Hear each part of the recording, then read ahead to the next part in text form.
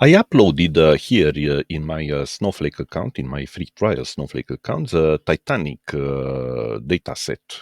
As you can see here, there are almost 900 rows with every passenger on the Titanic. And we have this field here, 0 or 1, whether or not the passenger survived. So this is a typical classification, binary classification, machine learning problem. But in our case here, we'll try to do something else. We'll try to use the Snowflake Contribution Explorer function, top insights, to determine what are the factors that that helped most passengers actually to survive. So the columns that we likely need, we don't need a passenger ID. Yeah, that's a unique identifier. We'll need a survived, and we'll need to transfer this into true or false. True and false. True if that's a test data set, and false if that's a control data set for our top insights function. The P class, yeah, this should be 1, 2, or 3. Yeah, the first class by far is the most expensive. We don't need a name. Definitely, yeah, we'll get the sex and the age. As you can see, the age is a continuous variable. The sex is a categorical dimension, yeah, or variable. The number of siblings or spouses, yeah, each passenger had, the number of parents or children they had. So we'll use this, but we'll use this as a categorical variable, not as a numeric variable, because as you can see here, there are numbers like 0, 1, 2, 3. We don't need a ticket, yeah. We need a fare, so that's the cost of the fare. We will not use a cabin, and will not use the embarked port.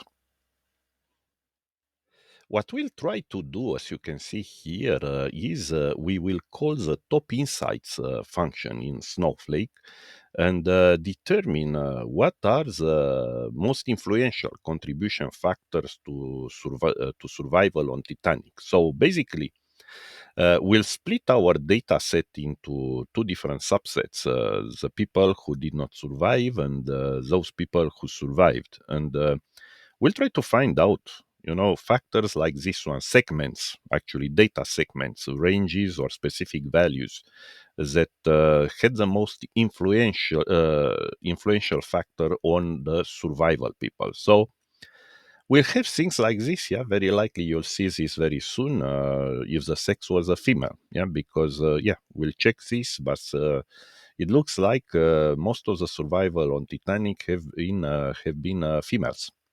The fare, yeah, definitely. If the fare was cheaper and the sex once again was female, so rich people, for some reason, most of the rich people, yeah, had some problems there, yeah. So survival was of the fittest and so on. So big class also. So a lot of poor people also in there, and at the first class, for instance, you did not have. It looks like so many survivors.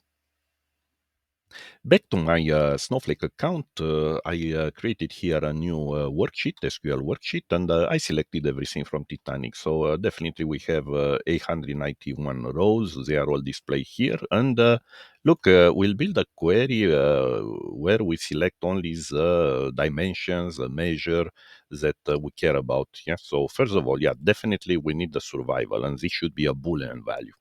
So, but right now it's 0 or 1, but we'll convert this into a Boolean and true.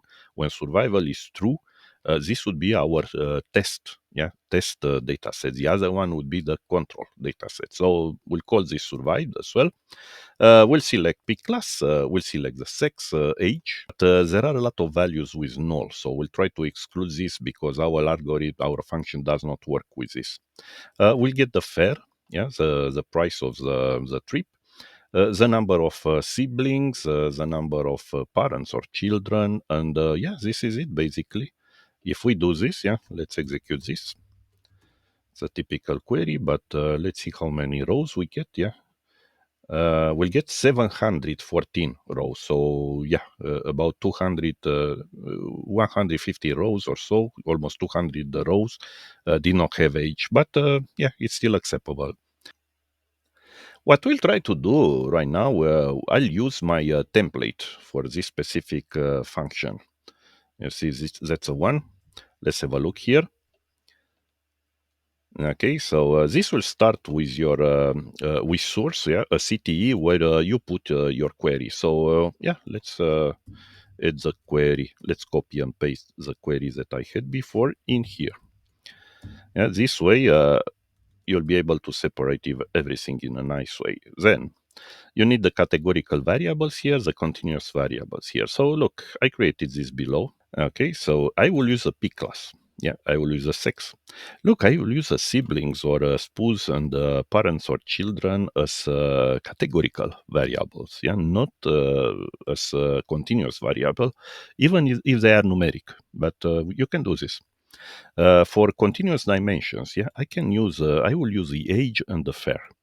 And look, I don't have a metric here. If you use metric 1, this means that you're not looking to the increase or decrease or of some specific variable to measure, these factors. What you'll do if you pass 1.0 as float, you'll basically look at the number of occurrences here. And yeah, as usual, you have the survive here that will split up our data set into two data sets. And for the rest, you can see here that's a typical call, top insights with categorical dimensions, continuous dimensions, yeah, the metric, which is one in our case, and the label, yeah, splitting up. And yeah, you have this specific construct here over partition by zero, yeah, because you want to execute all this call once. Okay, and at the end, what I'll select, yeah, I will select the contributor. Yeah, definitely, this is where the most important dimensions with their segments are. I will use expecting metric text, and this is the expected variable, and metric text and the actual. So this is a total. The total of the metric per segment, and in our case, this would be the count of changes, yeah, of passenger per segment. And yeah, at the end, you see the relative change here tells me what are the most drastic changes. And yeah, I will look only for a relative change more than 40%. So let's say I will limit everything to 10. And yeah, I can order this by actual value or by relative change. And I will exclude everything that is with not, because yeah, it's possible to have contributors using the not keyword, but I don't want this here. Let's see what we'll get. Okay, it was rather fast, but that's a small data set. And yeah, what we got here, you see a ratio. We expected no survival, but we actually had 75 survivals with this condition.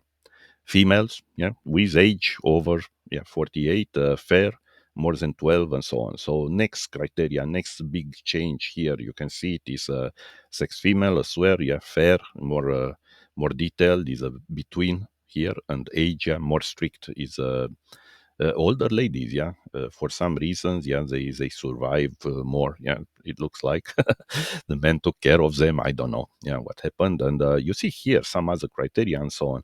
Of course, you can order this by actual, and you get a different perspective. But once again, it's interesting that if you run again, this query, that's a statistical algorithm behind using decision trees, but definitely it is statistical because you do not get every time the same values. I just suspect also that we have a small data set here, and machine learning usually needs more entries. Yeah, it's not deep learning. I know it's not neural networks, but still, for some reasons, is very volatile. I mean, run it again and again, and yeah, you may get a different values. Okay, so we've been told that, let's say, is it true that females survive the most? So if you do select sex and the count, yeah, so we'll group by, you see, by the survival rate and sex.